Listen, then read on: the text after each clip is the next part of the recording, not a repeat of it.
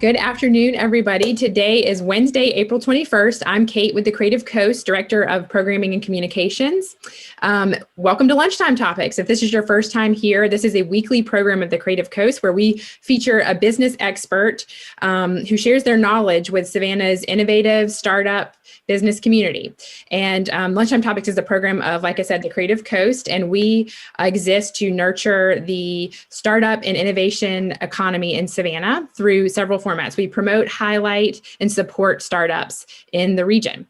So a little bit about today's guest. I met Michelle several weeks ago when I went for a spray tan, and we got to talking, and she was telling me about how she took her service-based business, which is spray tans, right? And she went online with it and basically focused on the digital aspect of selling her products and certifications and expanding and scaling her company. And Michelle, she loves to share her wisdom with women in the community. She has shared her knowledge with 50 plus women around the US, and she teaches the lessons that she's learned firsthand. And she helps put these individuals on the path to success. So we invited her here today to share some wisdom with us. And Michelle, thank you so much for being here. I'm going to go ahead and turn it over to you. Okay. Hey, everyone. My name is Michelle Peth. I'm born and raised in Savannah. I'm the owner of Beettan Sunless. It's a sunless tanning brand created for my sister originally. And it was really important. She's a redhead. She has super sensitive skin, and she had some skin cancer scares. So way back when I'd used, tried everything on the market, and met a beauty chemist who taught me the science behind everything, and worked with her to figure out what ingredients were best for skin types such like my sister's, but also that would work on the everyday woman. I was sick of the stuff that really changed your whole look. You look like a whole different person. I really wanted it to be a natural look for me and my sister and my friend. So fast forward to now, I have 5 products. So you can see some of them behind me. I have a sunless tanning lotion. I have the spray tan solution and some professional products. But then I have retail products that are the sunless tanner, the daily anti-aging booster. We have a mousse now. We have a body butter, and we have a scrub. So all of the products have the ingredients that work well to make sunless tanning work for them. And just before we hopped on here, we were just talking about how, it's the only sunless tanning product that she will use because it doesn't streak on her. So my stuff's really user friendly, really great ingredients, moisturizing, healthy, clean. So you can count on it to do the same thing every time and be consistent, which is hard with self tanners. And the active ingredient is made from beets. So I guess what I'll go into, which is why I'm on here, is I really just want to help and inspire someone. I've actually been called the little spray tan girl. Before, I was only doing spray tan. So I had a spray tan solution and a spray tan machine, and my technique, I got really, really good at it. Again, I had the best guinea pig, my sister, who's a redhead with sensitive skin. And many of my clients, I have a friend with eczema, a friend with psoriasis. I have a friend with a pigment skin disease. So I have I'm born and raised in Savannah, so I have a ton of friends here, and I've met through clients, other people who have skin issues, and this product seems to work really well on them. So, pre-COVID, I really was getting into online sales and trying to figure it out once I had my very first retail product, the sunless tanner. But it wasn't my main focus. And then when COVID hit, I really had to pivot and figure something out because the service base was shut down as everyone else's. So I got online and I watched YouTube videos. I asked around. I've reached out to friends who have businesses. I listen to podcasts. I was like, clearly this isn't some weird science that I'm never going to be able to figure out. There's got to be something behind this that's easy to figure out where I can get started. And I've, made several mistakes too. So what I did was I added onto my product line, and the first thing I did was my scheduling system. I took the emails that I had from that, so the clients that I knew liked my product, and I plugged it into, plugged those emails into social media advertising and email automation. And I used to use Klaviyo, which is popular. I've switched over to ActiveCampaign. We liked some of the integrations better with ActiveCampaign, but Klaviyo is very similar. MailChimp, there's quite a few of them. So I started doing that, and I noticed ping, ping, ping, the sales slowly but surely started to get bigger, and more clients. Those daily online sales were trickling in. Initially, I did just a video with my phone. I held my phone up and was like, hey, I'm shut down. I would like to still stay in business, buy my product. And I explained the product, and that worked. That got me through the first few months of being shut down. And then as we were slowly allowed to reopen, I just stuck with it. As discouraged as I would get, I stuck with it. So, I just didn't give up, and I just was adamant. I wasted money. There were some times where I would hire a person who said they could get all these sales, and the conversions were kind of expensive.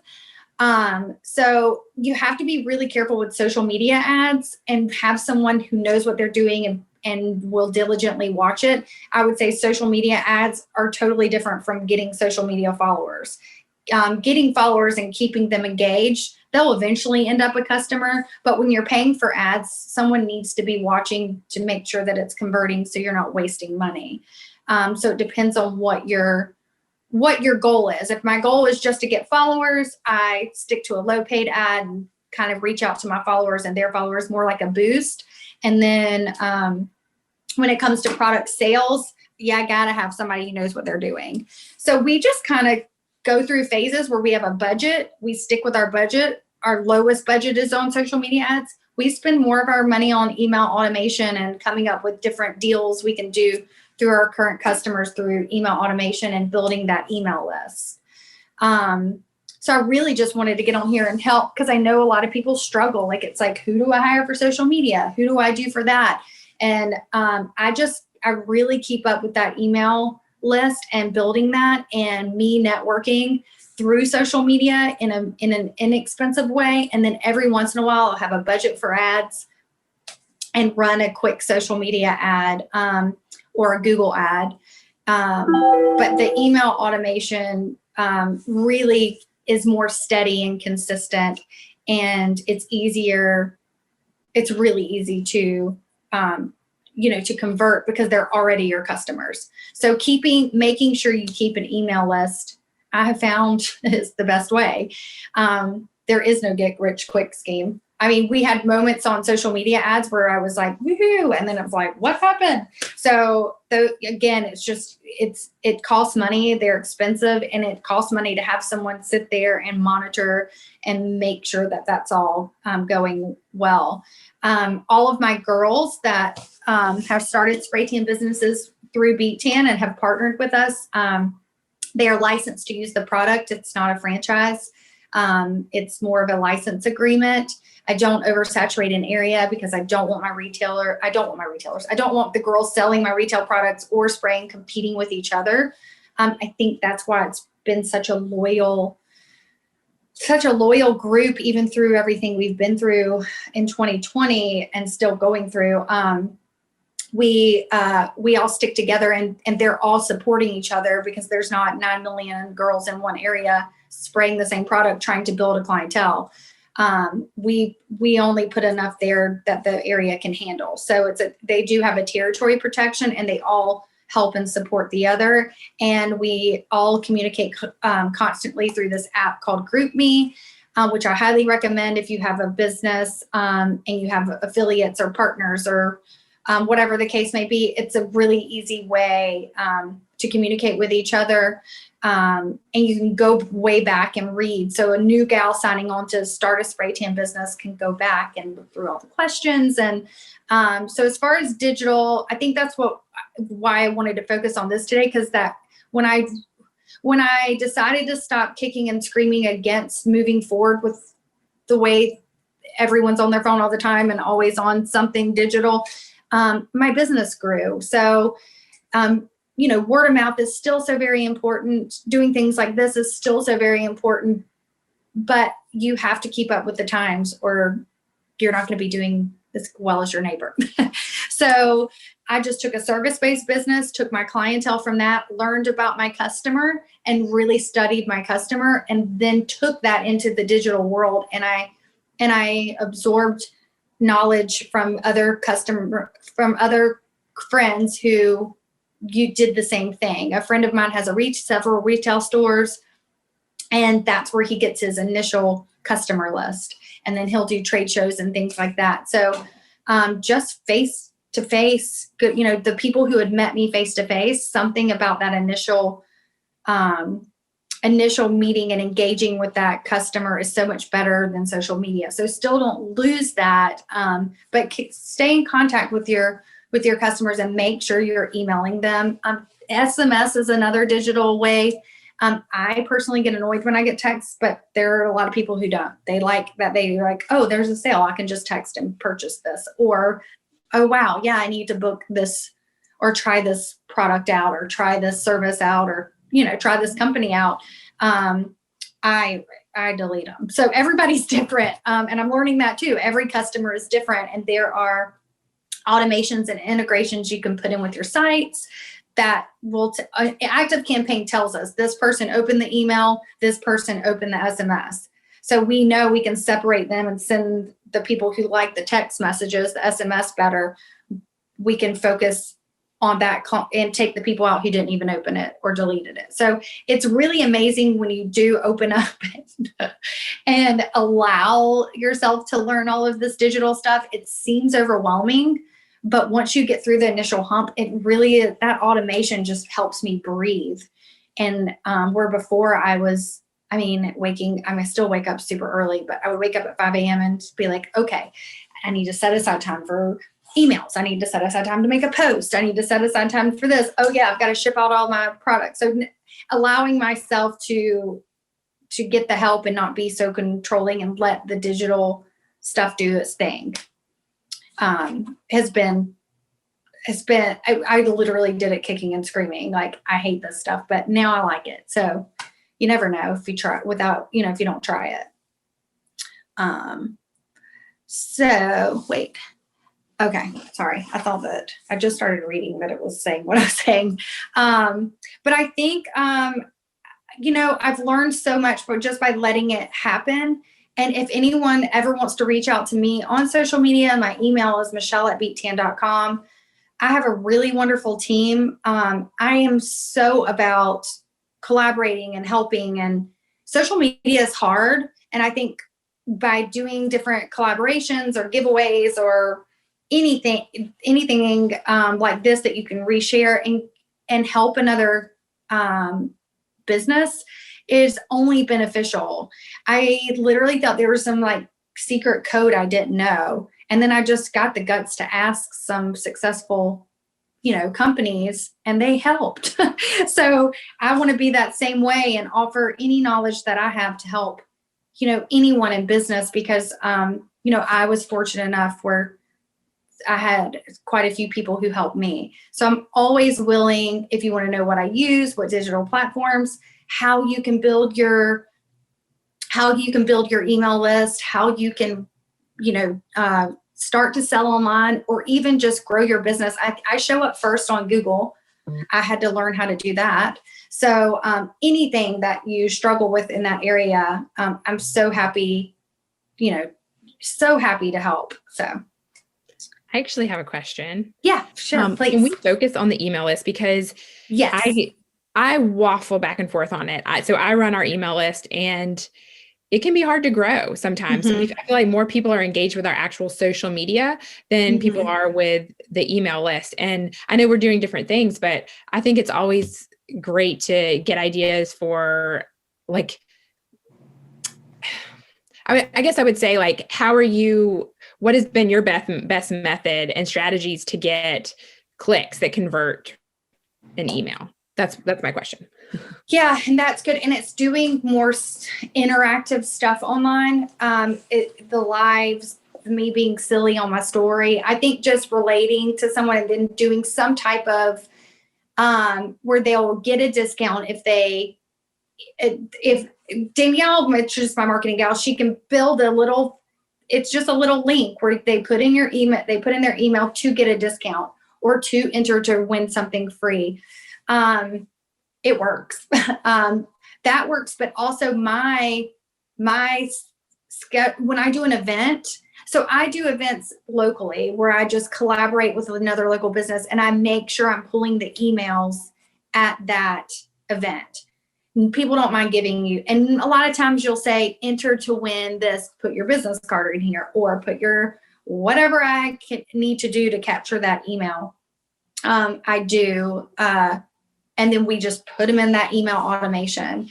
And then referrals, you can get referrals from others. But it really is just like, really just giving something simple away. People like free, whether it's free advice, a free dinner, a free Starbucks, like whatever it is, even if I have products I can give away or service, but if it's something where you're just trying to pull, there's always something you can give away or either collaborate with another business. That way you're pulling their customer base. I'm all about collaborating. It works every time. I collab with a girl in Jacksonville who sells alcohol-free wine. And I love alcohol. So I was like, whatever, I'll do it. And it was great. We've done it twice together now and it's worked great every time. So even if you don't think the business matches that you're collabing with, you just never know. It's all about, it's all about meeting new people. Everything is relationship based, everything. And pulling those emails, people will give you your email if they've connected with you in some way, whether it's giving them something for free or just collabing with another business. Wait. Have you started SMS marketing? Yes, I have started the SMS marketing. I've done it. I do it a lot more locally with my service-based clients. So I have about a 3,000 people local list, and only about 1,500 of them allow me to SMS because it gives them the opportunity to opt out. I don't blow them up, but I do. If I notice I need to get more spray tans booked, or if I'm having a special on one of the products, I do, and I do get feedback from it. And those who don't want it, opt out. It gives them the option. So don't be scared of SMS. It is expensive, but it is more expensive sometimes than email. You have to upgrade to allow SMS, but I have found success in SMS. And now we're doing it with our active campaign for all of our customers. So now we're learning, like I said, active campaign shows us, okay, these people open up their emails and these people open up their text messages. So now we can separate them. And when we send off an email campaign or SMS campaign, we're sending it to the people who don't mind it, and it works. And then the people that opt out of all of it, we send them a postcard. So we'll get in front of them somehow, in some way, to make sure that they know when we're running specials or deals on products or services. And anything I can do. Email automation and SMS automation is something I'm drilling into my other locations now. And as Beettan grows, we're just helping the girls who are affiliated with me. We're just going to start doing it for them, because it just helps them order more product from me. So it's full circle. But yeah, SMS works. It works for the people it works on. You got to get them somehow. And I learned that some people like emails, some people like text, and some people like good old fashioned mail. And some people don't like any of it. It is what it is. Don't cut yourself off. And I'm one to do that. If somebody's like, oh, I keep getting your text, I'm like, well, opt out. haha, like you have the option to opt out of it. Because some people do like how easy it is to just be like, oh, wow, I got a text about this. I love that product. I'm going to get it. Or I need to book my spray tan, whatever. I use Vigero Pro. I don't know if anyone out there is in the beauty industry. Vigero Pro has been so much better than Square scheduling was. Maybe because I understand it better and it's more user-friendly. Before I had Danielle, before I had a marketing team, I could use that on my own without any help. So Vigero is a scheduling system that pulls the emails and you can export the emails to other, to get other customers. And you can pull it pulls their home address, their email, and all of their telephone numbers. So how did you start? How did I start with social media? Is that what that says? Social media was how I grew. And I think it's literally because I'm a silly person. I'm just not a very serious person on social media. So I think I engaged people locally, like people that would meet me, by being a little funny with my marketing and stuff on social media. I think that really helped people. And then as far as social media, so engaging followers and getting followers is completely different than doing social media ads. They're completely separate. The ads are weird, sometimes work, sometimes don't. Algorithms are weird. You just really have to know your customer and have a really good digital marketing ads person. But the social media, I very much have to stay involved in because I am the company. And sometimes I feel like that sounds conceited, but people really, sorry, I told people not to call me. But you have to I have to stay in front. Like I have to make sure I do a live and I've got to get we were just talking about that. I've got to get somebody younger than me to help me get on this real stuff. Cause mine are like I danced with mooses last week. Like I need to get a little bit better, but at least I'm silly enough where people can interact. So social media is not always my favorite, but starting it out, I just started to post consistently. And anyone is very welcome to reach out to me because my friend Emily, who owns Mamie Ruth, was like, girl, your social media is awful. We took a trip to I sprayed for Miami Swim Week. She was in swim week. She had these bathing suit cover-ups. I was like completely intimidated by this. And then I was so ecstatic that she invited me to go along. It ended up kind of being a bust, but whatever. We got to meet a lot of really cool people. She was like, your social media is not that great. So I was like, well, what do I do? And she's like, the aesthetic has to stay the same. It needs to be clean. And she was showing me examples. And then she was right. The second I started to post at the right times every day, which your insights will tell you, I noticed a better following. And then when I started talking in the stories and whatever next they come up with on darn Instagram and Facebook, stories, reels, boomerangs, like do it all. It's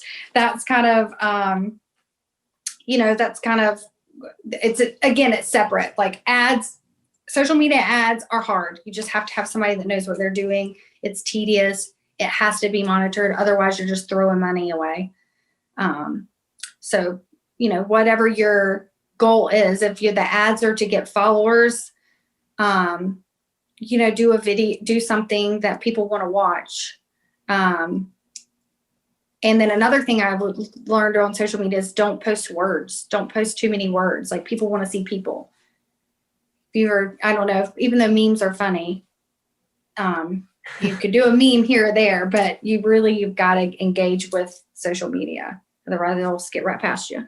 Have you had any stuff with Facebook? Yeah, so Facebook's how I got started. Facebook is how the whole thing grew locally, right? So I feel like more locals are on like Facebook, and it depends on your clientele age. Like I reached more of the younger crowd on Instagram, and then the older crowd. Oh, leads from ads? Yes and no. Again, you gotta have somebody who knows what they're doing. I've paid people a lot of money who didn't get me any conversions.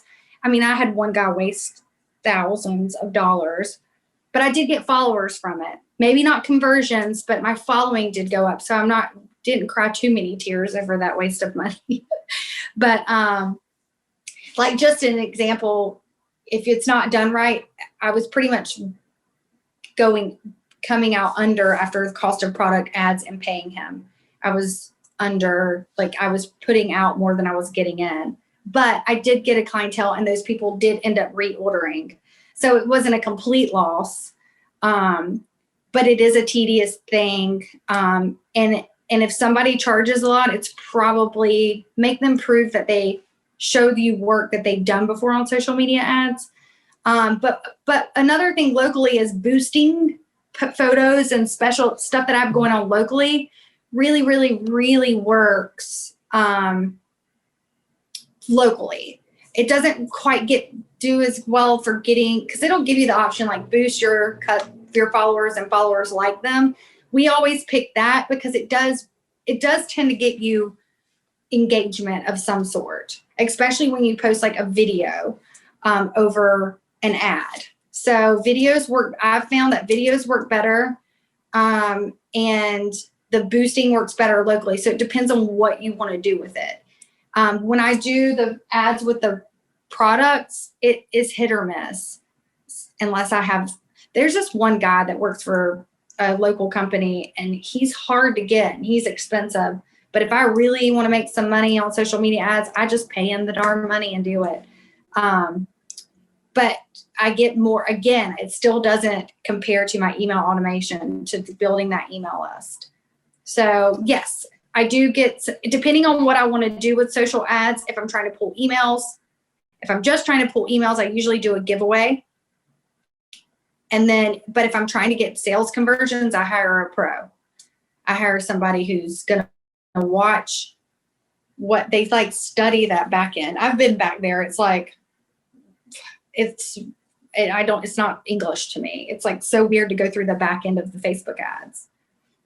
Even though I'm a control freak and have tried to go in there and follow him, it's hard. It is confusing. I just wanted to comment on that because a few weeks ago we had a guy speak to our audience, and his name is Zeke Coleman. Not sure if you're familiar with him. He actually doesn't live in Savannah, but he does all of the marketing, the data marketing for Visit Savannah, and they're very successful.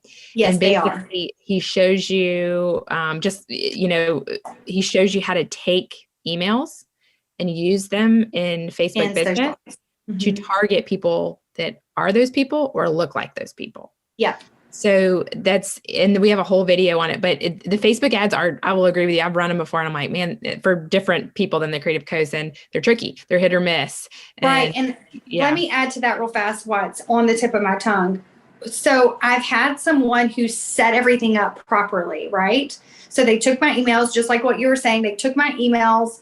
They targeted customers exactly like my current customers, people that look like everything about them, they copied.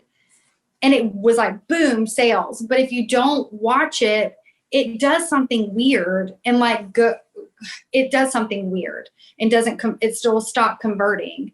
So where the difference between the successful guy and the not successful guy with me is the guy just set it up and left it. But you have to make sure it's converting so it's not wasting money. You can't just say, okay, my budget is $35 a day, which is usually the budget I go with, by the way, $35 a day. Bye.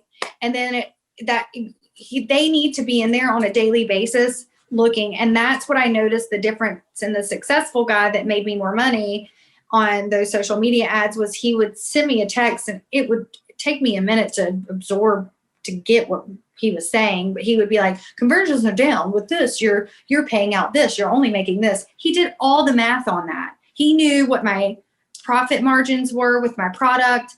That was the big difference. And he's the guy that now got snatched up by somebody else, and I miss him terribly.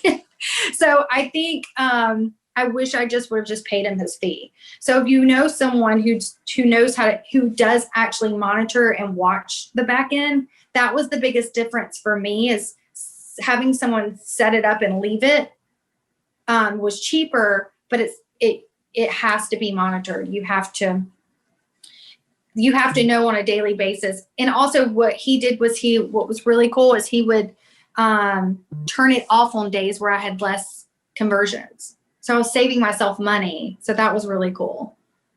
Data drive marketing. So data driven, but driven. Sorry, thank you for sharing that bit, because that's not something that he talked about in that, and monitoring it. And we didn't quite get to that, but I will note that that's something that I experienced too. If you just let it run, it's not going to do its thing. So anyways, sorry, go ahead. It's learning. It's really, golly, my phone is blown up. It really is. I'm a very impulsive person at times, and I've had to change that, and I have to slow down sometimes. And I slowed down and was like, you know what, this is just one of those things. So we do email marketing first. I do local marketing, whatever I can do, pop-ups, anywhere, sell at marts, whatever. That always works. That interaction, that actual human interaction always works so much better. Social media is the least amount of money I spend, but we do still budget it and make sure. And it's a weird thing because it does there's a whole science behind it, and you really need someone who knows how to do that. Not someone who knows how to just go in there and do the ad, someone who knows how to check it and really read those ads. If you don't, I would just suggest boosting. Facebook has a lot of built-in stuff that you can do yourself, and it integrates with Instagram, and you can boost it, and it just does people like your follow. It kind of does it for you.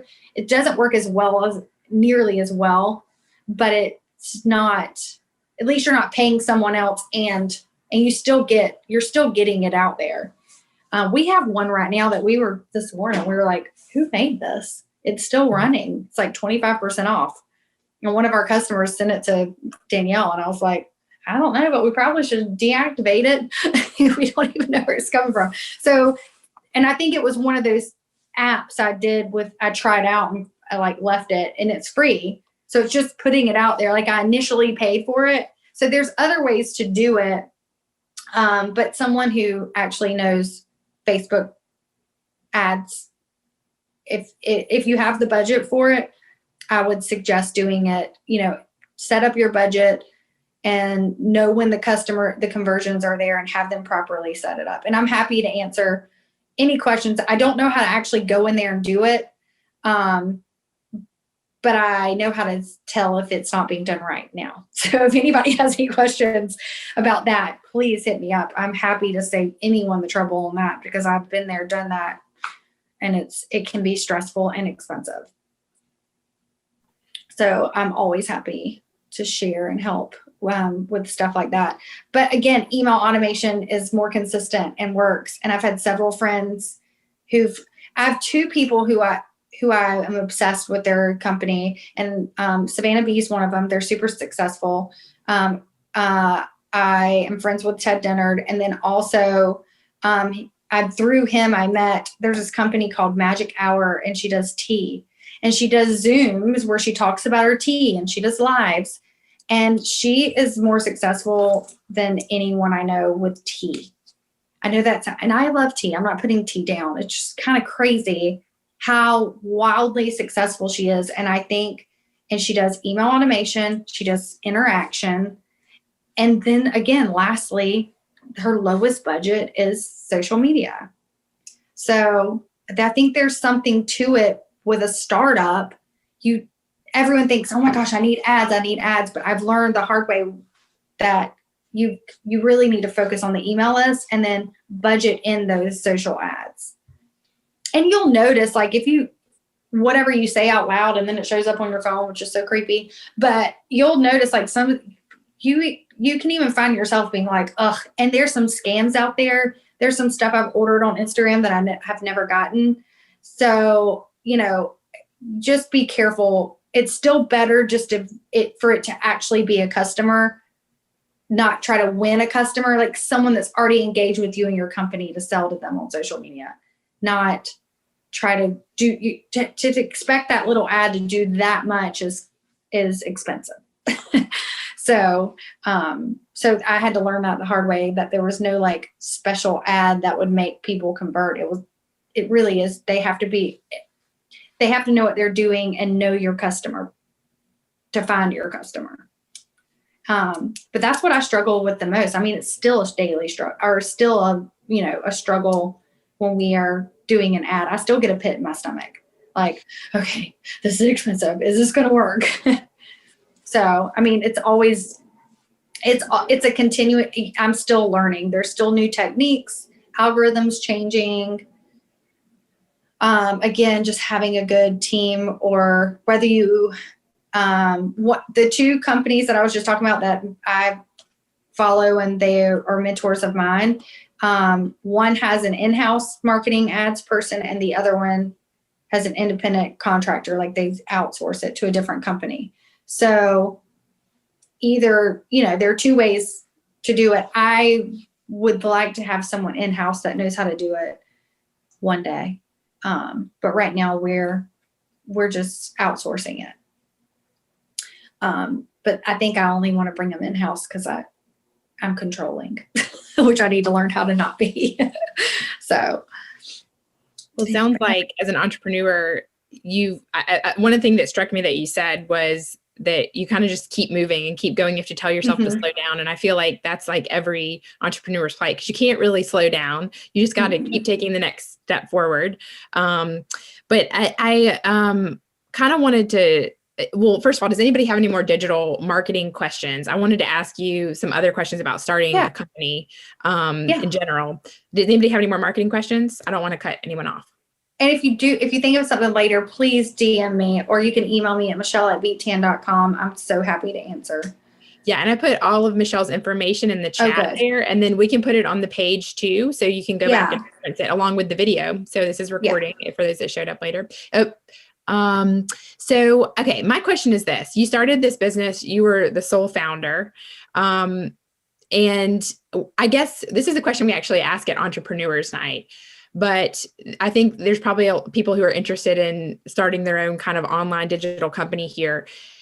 When did you realize that you were going to be successful with this? Like there's that, maybe it's like you get that first customer and you're like, okay, I'm getting a little bit of confidence. When did you feel like, okay, I can actually do this, and this is going to reach who I want it to reach and reach my target audience and be a success?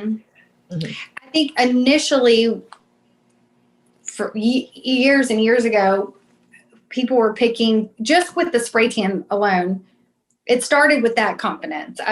People would be like, yours is better. And I was literally using, this before I had my own product, I was using what other people, so I knew my technique was down. Then when I met a beauty chemist and learned the science behind it, then it was like, okay, now I have a product and a great technique.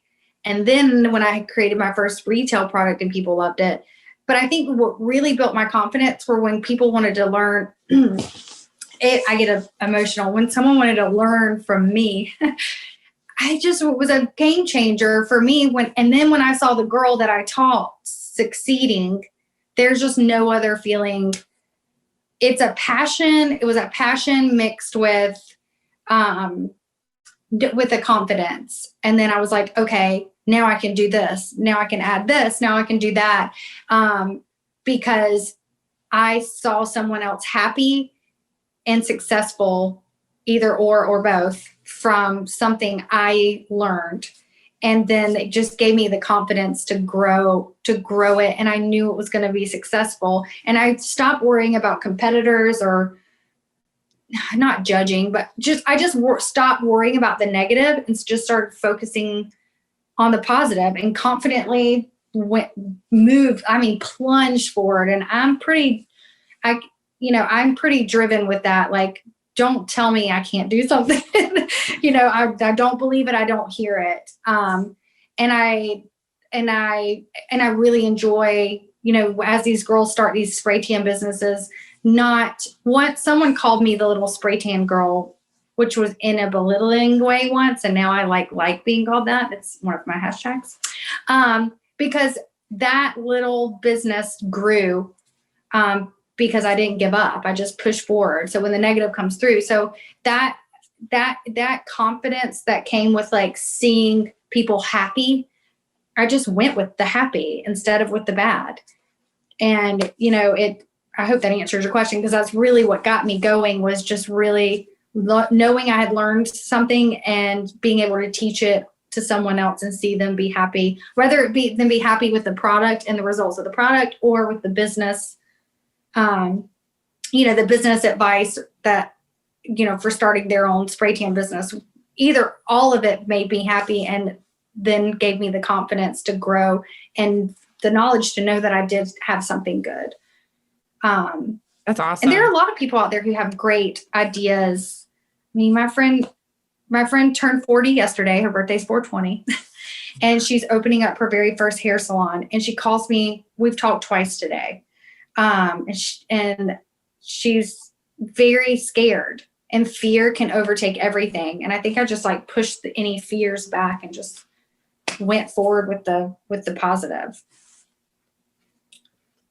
Which is everything in life is scary.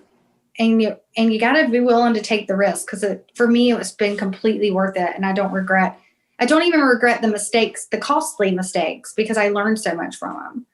So once I knew I was making people happy and they were happy with what I'm doing, it was I've got to grow this thing. I've got to keep going. So that was. And were you, when you started, because we talked to a lot of people who are like, I want to quit my day job and have my own company someday.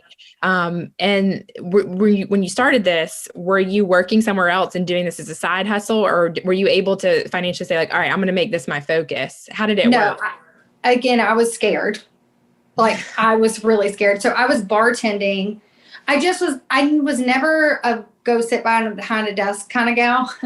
But I had a single mom. I didn't have a lot of credit. I couldn't just go get a loan. I didn't have the ability. Would I? I probably would have if somebody had said, here's $50,000 to start your company. But I wasn't in a position where I could do that. So I literally would work shifts, and then one of at a bar, and as I was spray tanning and building the spray tan part of it.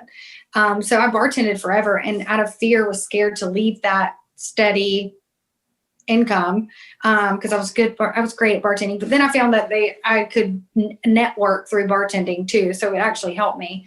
And then one of my coworkers got a real estate license and made a really fat check one day, and it was her check was exactly what I needed to start the retail line. And so I got my real estate license, and my first big check, I started the retail line. So I wish I would have kind of went gung-ho into it, but I did it the way that I did it, and it's ended up successful for me. And it was very hard for me to leave bartending, not even financially. After that, I would only work I was down to one bar shift a week, but my customers and my coworkers were so supportive of me. It was so emotional for me to leave that, because they saw my growth. And I still dabble in real estate. Because I do a lot of commercial, and I'm still helping other businesses. So I'm helping Ivory and Beau's looking for a second location. She's a local bridal boutique, and she's awesome. My friend with the hair that's opening the hair salon. So it still kind of ties into my love for helping small businesses. So I still do it because I love it. But it is harder to help with I can only take on so many clients, because Beettan does, is growing quickly. So yeah, sometimes you do have to take that risk and leave, or just make it work. I just made it work with my schedule. I've worked it in there. I know for me, 40 hours a week just isn't, I love what I do. I'm passionate about what I do. So I don't mind working 80 hours a week, because I love it. I don't know that I work 80 hours a week. It feels like it sometimes, but I love it. So I'm happy about what I'm doing. So if you are sick of working under someone else or making someone else money, I get it. Find something you love to do, and do it on the weekends, or do it in the afternoons, or I was waking up at 5 o'clock in the morning before my my real estate meetings and making it happen when I started getting into the retail stuff. So if you want it bad enough, you really can make it happen. And sometimes you have to just take a dive financially. Like I cut back on other things that I enjoy. So I still live in a not so nice apartment and I do real estate because it's very affordable and it's not that fancy, but Beettan is more that important to me to grow it. This time next year is my goal to purchase something, but I just was in a position where the rent was lower than any mortgage. I'm like, I'd be crazy to buy right now. So I just made do with what I had, and it has worked out for me. So sometimes you just have to just make it work, and you know, and all the pieces will fall into place. They really will if you work hard at it. Yeah, that's great advice. I think a lot of people, we always talk about this too, how entrepreneurship is kind of glamorized as this like, oh, like I work for myself, I make my own schedule, which is very far from the truth. And I do know entrepreneurs that do that, but I will say that I don't think their businesses are successful for very long because they're like, I run my own business, I can do what I want. Like that doesn't play out well. That's not a good mentality. No, I mean, your team needs you. And I think that it sounds like you're supportive of your team and you're intentional about who you pick for your team. And one of the things that I love that you do too is, could you talk a little bit about the certifications? And because it sounds like you're empowering women to have their own business. And even though it's under Beettan too, like it's a give and take. They inspire me and empower me as much as as much as I do them. With that, I am always available. And now I have over 60 locations. We've had a lot more girls sign up in the last 6 months. And if I'm not available to them, one of them are available to them. Like we have the GroupMe app, and now they're all over the US. So some of us are in different time zones. So sometimes the girl in Washington will message me and I'm like, girl, I'm asleep. But someone else in that time zone can help her out. Or my girl in Orange County, I love her. She has her own skincare line. So like we all are there supporting the other. And it's so bizarre. when I had 13 girls, I remember we had 13 in a group text, and I would like wake up and be like, oh, I got to help her. She has a dilemma with a spray tan. Like I would immediately jump in because I'd been there, done that, dealt with that type of client. And I really think that's why through all of this, my partners and affiliates, whatever you want to call my Beettan gals, I call them my babes, my Beettan babes. That's why they're so loyal and stick with this brand, because they can count. We all have each other. We really have like a sisterhood. We call it the sisterhood of the traveling tans, which is so stupid and funny. But it's very important that I help them with the business side, because I'm not going to lie, there were times I wanted to give up. I was so frustrated with like a client's feedback. We're always going to have, there are different personalities in the world. That's what makes it go around, and just focusing on the positive. And that's what I always say to them. And today, one of my gals was like, I don't know if I should drive 45 minutes for only 2 clients at the salon. And I was like, yes, you should. Some of the other girls were like, it's not worth it. And I was like, I disagree. You always want to collaborate. If this is a relationship, I always try to drill it. Like, this is relationship based. That client is going to be 2 other clients, and that client's going to be 2 other clients. I am never humble, be humble. It's gotten me so much. And I'm not like, you just have to do things you don't want to do sometimes. So no, it is not glamorous. Sometimes, I had to do it recently. Where a girl was 2 hours late for her appointment. She was coming into town for a wedding party. It was an emergency spray tan, which I love when people are like, it's an emergency, I have to wear a veil dress. I'm like, okay, I get it. That seems silly to other people, but I get it. So I waited on her. I was late for my mobile appointment after. Also, I'm still actively doing spray tans. So I'm still them. And I think that's what really sets Beettan aside, is I am them. I'm not sitting on some pedestal somewhere like I used to do that. Like, I'm still doing it. It's a very intimate thing with your clients. And it's really been hard for me to break away because I love my clients, but also because it is such an intimate thing. So I'm actively doing it. So I think the girls, it's good that I'm available to them to give that advice because I'm currently doing exactly what they're doing. We're all going through the same thing at the same time.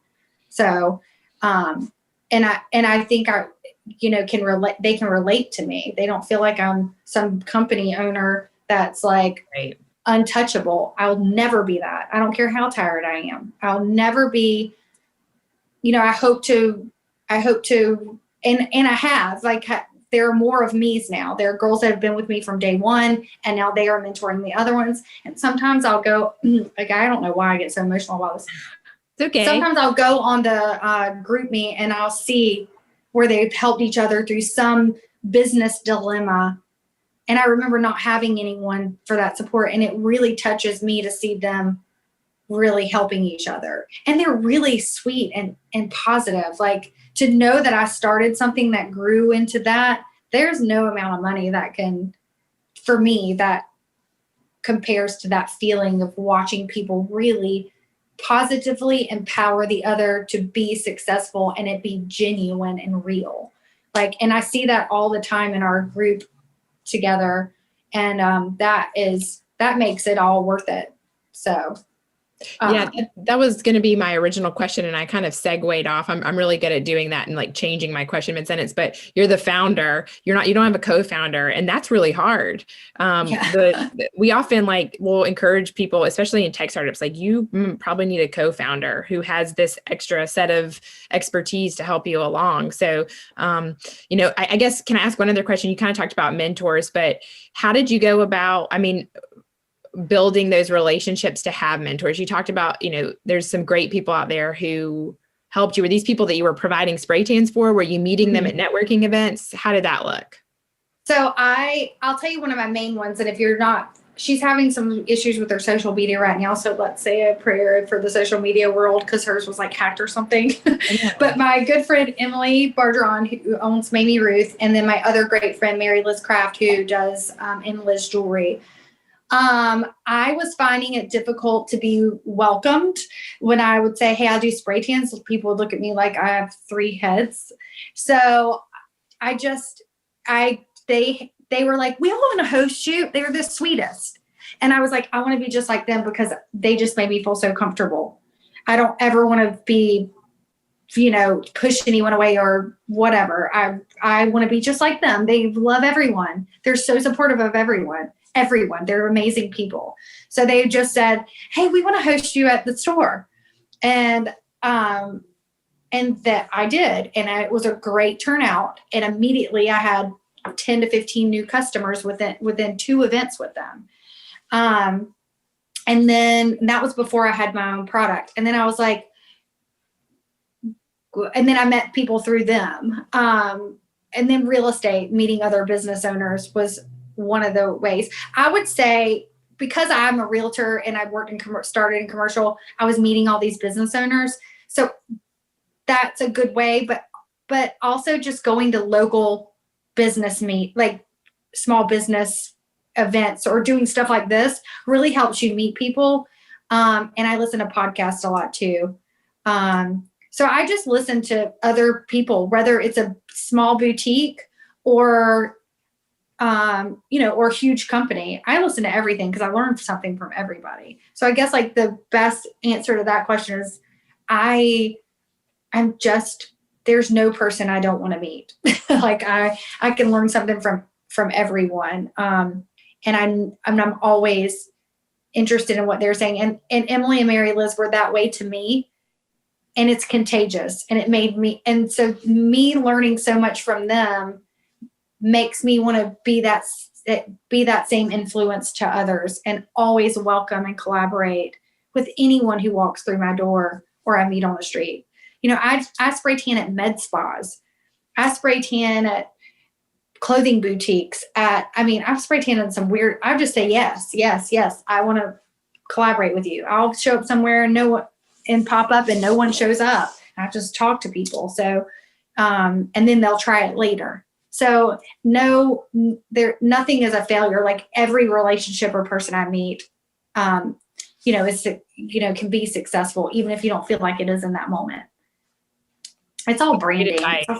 Yeah. That's great advice. Sometimes it can feel odd going to networking events sometimes and just feel like, well, that wasn't, I didn't get anything from that. Or I hear people say that in the community, but it does pay off. Like, I think one of the things that I like about these type of events is it's about building relationships. Like people really get a chance to know you, and, people who ask questions, you guys can connect later and build a deeper relationship than just that surface level, like, here's my card kind of thing. And I do think it pays off in the long run to build. To be honest with you, I get a lot of people nude the first time I meet them. I might have a step up in the game because I literally take their clothes off, which I make funny. I make funny, and you've gotten sprayed by me, so you get it. Like I'm talking so much, you forget you're naked. Like I think I was sorry. Yeah, and I hate, and women always apologize too. Like, I'm so sorry about this. I'm like, ugh. Our new tent, my dream spray tan tent would say, "Shut up, you're beautiful," or something like that, because that's every woman complains about themselves. But anyway, I do get really intimate with people pretty fast, but it's also hard to get people to do this, to come in and take their clothes off and they'll end up buying the retail product and then warming up to me, again, building a relationship. So sometimes it's even harder for me to get them in there to try it because it is such a intimate thing. So sometimes pop-ups are dead. Like no one wants to do it, and I don't blame them. So that's what I say to them. Like, I know this is weird, but if you ever want to book a private appointment, if you have any questions, or just try the product, see how you like that, and then come back and try the spray tan. And it usually works. But to be put on the spot at a pop-up sometimes, like when they just came there to buy a dress and they're like, no, I don't want to go naked with that lady. Like, I get it. So, but I always talk to them and say, I get it. I can make them feel comfortable about saying, no, I don't want to try it today. Because it's okay to not want to try it today, And I think that's why my client has built so much, because it's okay to be scared to try it.